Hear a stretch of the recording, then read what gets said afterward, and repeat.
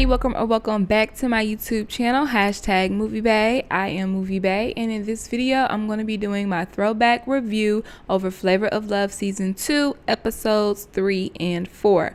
But before I get into it though, I would like for y'all to drop down and hit the subscribe button. Thank you. Because here on Movie Bae, I do reviews, reactions, and commentary to movies and television. And if that is the type of content that you like, then you might as well stick around and hit the subscribe button. If you find yourself enjoying my commentary along the way, don't be afraid to give me a thumbs up. And of course, you are always welcome to leave your thoughts and opinions in the comment section down below. Let's go ahead and hop into this recap. So episode 3 begins with Flav giving the girls one-on-ones. However, he gets caught up with Crazy. He ends up spending all night with Crazy, and a lot of girls didn't get their one-on-one time with him.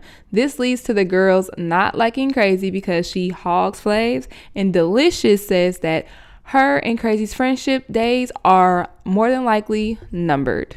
Next day, Delicious reads a flavogram, and on the flavogram, Flav says that he is going to put them to work. So they pull up to Eminem's soul food restaurant, and the girls are given different tasks. So you got the hostess, the waitress, 2 girls are being in the kitchen, and then Delicious kind of has to do everything.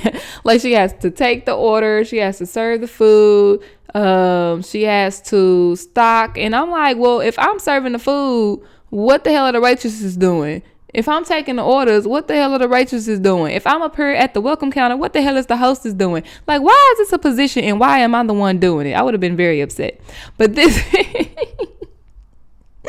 is my paycheck covering 5 different jobs, because I'm definitely doing 5 different jobs.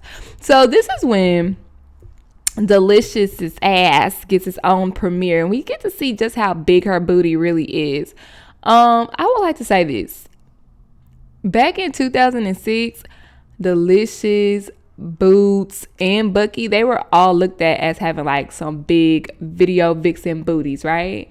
So when I'm looking at it today in 2024, I'm like, like I'm kind of the same size as Bucky. Like, like they booties aren't that big. And it's so crazy because it's like we've been desensitized, because like back then that was considered big. Today it's like, I've seen bigger. Everybody got a big ass. You know what I'm saying? Like, it's not special anymore. Crazy, right? Plastic surgery is wild. And side note, all the men that are literally gawking at her in this scene, I found to be really creepy and really disturbing. Like, it's okay to look, glance, but I mean, they breaking their necks, rubbernecking to a whole nother level. Like, I don't know, y'all. Let's proceed. So other girls like Buck Wild, they're really exceeding and, getting along with people. Buck Wild sings this lady a birthday song. Happy birthday to my girl Linda. She up in the soul food hinder. She getting down around the town. I wish you a happy birthday right now. That man said, don't quit your day job. So once again, we get to see Buck Wild being with this black scent and this black persona, because you got people constantly asking, where you from? And then she says that she's from the suburbs, and everybody looking at her like, no ma'am. Some people are excelling at their positions. However, in the kitchen, something is struggling. She's having fun, but she's struggling. She can't read the handwriting. She's delayed on the orders, and she ultimately ends up getting fired. Bootz, however, held up under pressure, and this made her the winner of the challenge. When Flav gets back to the house, a lot of girls are pressing him for one-on-one time. They want to come up to his room, etc. However, Flav has his eyes set on one prize, and that's Delicious. So Delicious goes and gets changed so she can go meet Flav in his room later. However, Crazy walks up to Flav and asks if they can have another nightcap like the night before. He tells her, y'all. He tells her, man, I'm tired, man. I'm about to go crash out myself, man. That's what he said. He told her he about to go to sleep. And then goes right into that room with Delicious. Now, out of all the seasons I've watched, I've only seen one woman ask this question. I wonder if Flav is the man for me. And that is Hotlanta on season 3. I'm telling y'all that because I might not do season 3. But out of all these seasons, out of all these girls, She said, this is no longer a competition to see if I'm the right woman for him. I'm asking myself if he's the right woman for me. Because red flag, red flag, red flag, you can't even tell me the truth. You can't tell me, oh, I already made a promise to somebody else. Like, we are in this dating scenario. So I know you got other prospects. Don't lie to me. That's a red flag. Anyhow, Crazy is outside talking to Tiger about how the competition is getting to her, and Tiger in return lets her know, yeah, I don't think I'm cut out for this competition thing either, competing for his time and dates. I don't think that's really for me. So then that's when something comes out, and she lets Crazy know that Flav's up there with Delicious right now. And of course, Crazy is like, what? He told me he was going to sleep. Now you know that he lied. But does Crazy blame Flav for lying? No.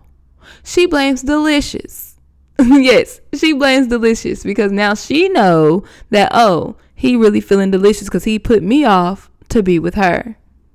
And of course, we have Bootz outside listening to the entire conversation. The next day, the Flavogram lets the girls know that they're going to go and visit one of Flav's homies' cribs, okay?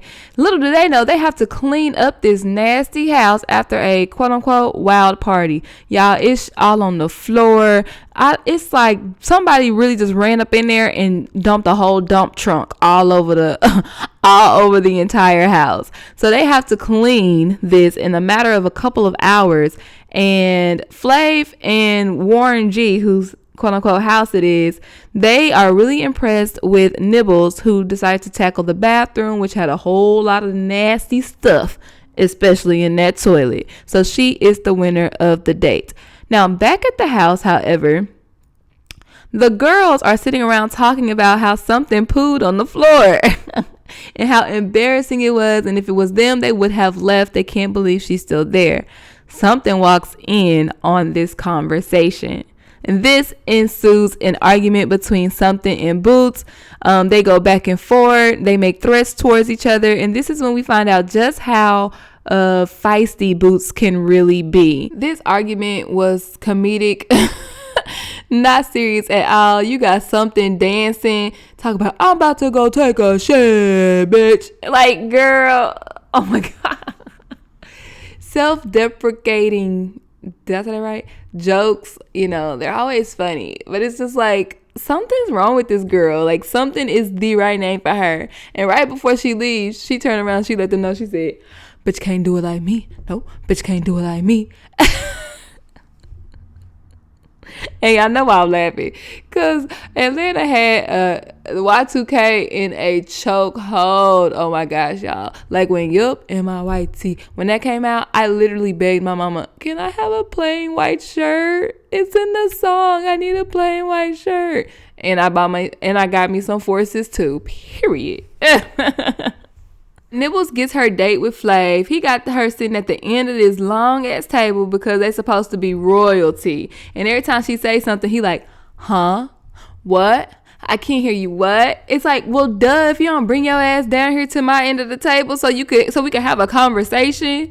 So when he finally moves down to her end of the table, they bring out the seafood, lobster. He hitting the lobster with the mallet. It's popping crab, lobster meat all over this girl. And I'm just like, Flav is a damn fool. Like, this man is a fool. But they ultimately end up having a good date. While Nibbles and Flav are having their date inside, all the girls were put outside. So they're playing games. They had like some secrets on a piece of paper or whatever. You read it off. You got to answer it. And Patience gets the paper of who do you not like and why. So she was like, I don't know. I kind of like everybody. And then Bootz was like, girl, if you don't say somebody's name. So that's when Patience was like, well, I don't like you because you're loud. And everybody starts laughing, right? So it's a joke. So Bootz tells Patience, well, I don't like you because you like to F Asian N-words with tiny P words, and you need to get with the chocolate stick. And of course, everybody starts laughing at that because every chance Patience gets, She is constantly talking about how she wants to go back home to China and be with an Asian man. Hence my last video when she didn't get her date. She went on a whole little rant. So Patience gets upset with Bootz and she tells her, I'm tired of you making them jokes. So apparently later on that night, Patience is still upset with Bootz's comment that she made over dinner because she decides to confront her once again. This is when Bootz tells her, you know what, I know that you're biracial, but every time you make a joke about it's okay for you to make a joke about a black man, but every time we make a joke about an Asian man, you got a problem, and that's very hypocritical. I 100% agree. Patience can't stand the heat, so she decides that I don't mind going home tonight. It's not a problem for me. So before Flav gives out the clocks, he decides to give all the girls a one-on-one. So he talks to Crazy, and Crazy, lets him know, I didn't appreciate you saying that, you were going to sleep, and I found out you were with Delicious. I'm happy that she called him out about it. However, Flav looks at this as being jealous, and we know that he doesn't like those jealous types. Flashback to New York. He also talks to Bootz, and in Bootz one-on-one, she lays everything out. She tells him that Tiger isn't here for the competition aspect. Something needs to go home because she pooed on your floor. And Patience, she not feeling you. She want to be with an Asian man. So Flav decides, you know what? Let me give Patience a chance to defend herself. Let me see where her head is at. So he had his one-on-one with Patience, and she didn't give him much information. Now it is time for the clock ceremony. Despite the drama with Crazy, Flav still gives her the first clock, and we're down to the last few clocks, and he gives it to Patience, but she says she doesn't want to play anymore. I'm like, wise choice of words. Why would you say you don't want to play anymore? So basically, Patience decides that she's going to leave the house voluntarily, and Something and Tyga also went home, making Bootz proud of her dirty work for this episode. That is the end of episode 3. If you have made it this far, please consider subscribing, and of course give me a thumbs up because you're still here, so I know you enjoy it. Let's go ahead and get into episode 4. So episode 4 begins with Toasty and Nibbles waking up with Flav. Not sure if they spent the night or if they went in there early, but they both woke up together. So the flavogram for this episode is seeing who can be the best B-girl. So they know that they're going to have a dance competition. That is when Flav introduced 3 famous choreographers. Trish, who works with Beyonce, Tommy the Clown, if you know, you know, and Asia Wan, who is a breakdance artist. So the girls are separated into 3 different groups. Our first group, Bucky, Like That, and Bootz. Child, they got Asia Wan, so they got to do break dancing. And when I tell you, if you had any question about if Becky Buckwild was white or not, her dancing tells you it all. The next group has Tommy the Clown, so that has Bucky, Toasty, and Beautiful in it, and Bucky is a standout and Toasty is just doing stripper moves. So the last group has Delicious, Crazy, and Nibbles, and this is when we find out that Nibbles is the only black girl in the house that doesn't have any rhythm. Now it's time for the dance off. And when I tell y'all need to watch this episode for the dance battle alone, please go watch this episode for the dance battle alone. You can find Flavor of Love 2 on Hulu and or for free Pluto TV. I feel like Tommy's group did the best in my personal opinion. Delicious's group was just booty shaking, but Like That and Buckwild group, oh my god, those girls, spank it. Even Flav was laughing at their ass. However, Flav decides that he's going to call a tie between Tommy's girls and Trish's girls. So they have a head-to-head battle. Please go watch this episode. I can't even explain it. As comedic as it is, what is Delicious doing, girl? She had her legs over her head, and she was just shaking like she was having a seizure on the ground, bro. And then you got Crazy doing this, like, worm walking thing. Oh, my God. Please go watch it.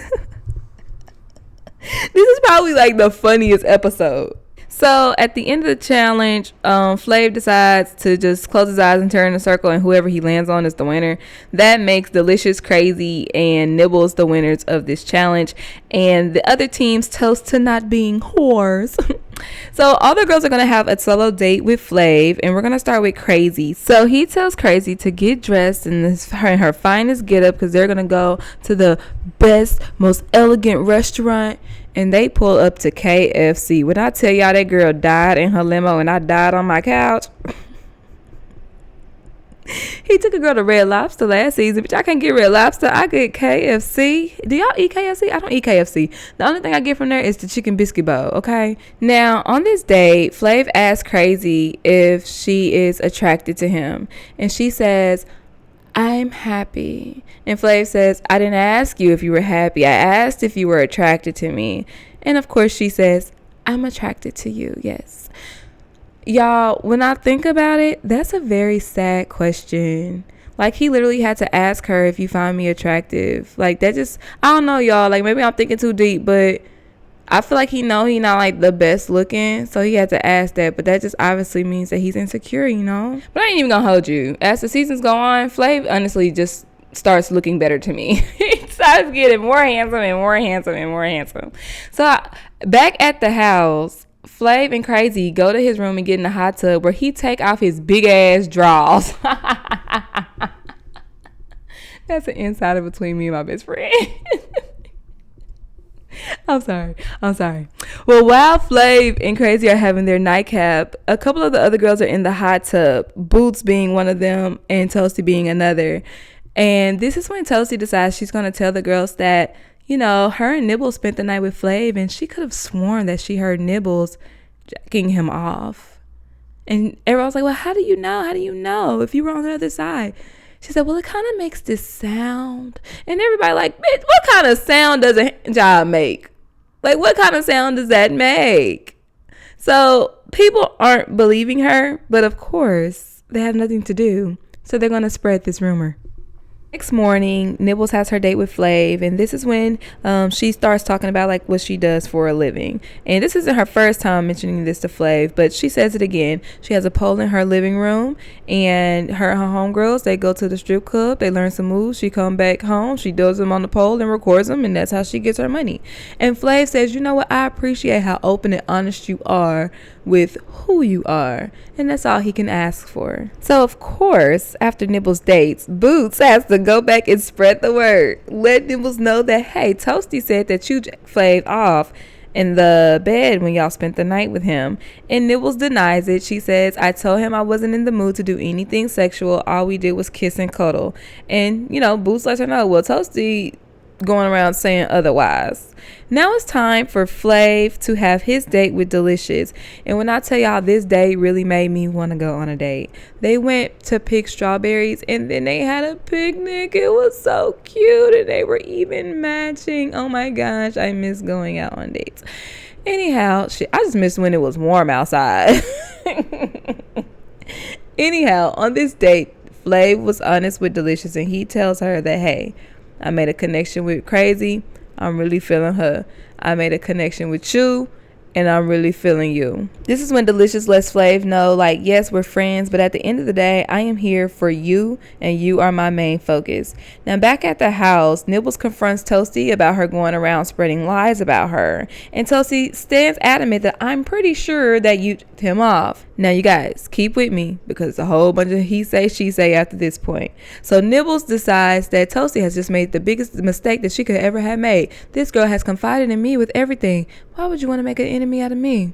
It's giving Scorpio. So Nibbles decides that she's going to go tell Flav Toasty is an adult model and a star. So Flav decides, okay, let me go ask Toasty. He asks Toasty. She denies it. She says, all I have done is nude modeling, and that's it. So she then goes to Flav's room and says, you know what, Flav? I quit. And he's like, why would you quit? You acting like you guilty or something. I'm not guilty. No, I'm not guilty. Well, if it don't apply, let it fly. So he gets Nibbles back in there. Nibbles, are you telling the truth? So before I look this up, she says, yes, I'm telling the truth, Flav. Her stage name is Natalia. Okay, Toasty comes back in. Oh, Nibbles is here too. He asks them one last time, is anybody lying? They both say no. He said, all right, well, one of y'all gonna go home by the end of this episode. Now it's time for the chain ceremony. Crazy gets her chain first. Delicious gets her chain second. I I wonder if production puts these chains in order. I really, really do. Anyhow, of course, the final two are Nibbles and Toasty. And Flav asks one last time, Toasty, are you a star? She says no. He says, are you sure? She says, I'm 100% sure. He pulls out this picture that is blurred out to this day. But according to Becky Buck Wild and Like That, it's Toasty's vagina and her girl fingers. And Flav is adamant, this looks like to me. And Toasty is eliminated. Now he decides to keep Nibbles because Nibbles is upfront and honest about what she does for a living. He eliminated Toasty because she lied. Well, that is the end of episode 4. Thank y'all so much for tuning in. If you enjoyed my commentary, don't forget to give me a thumbs up on the way out. And of course, leave your thoughts and opinions down below. I'll see y'all next time. Bye.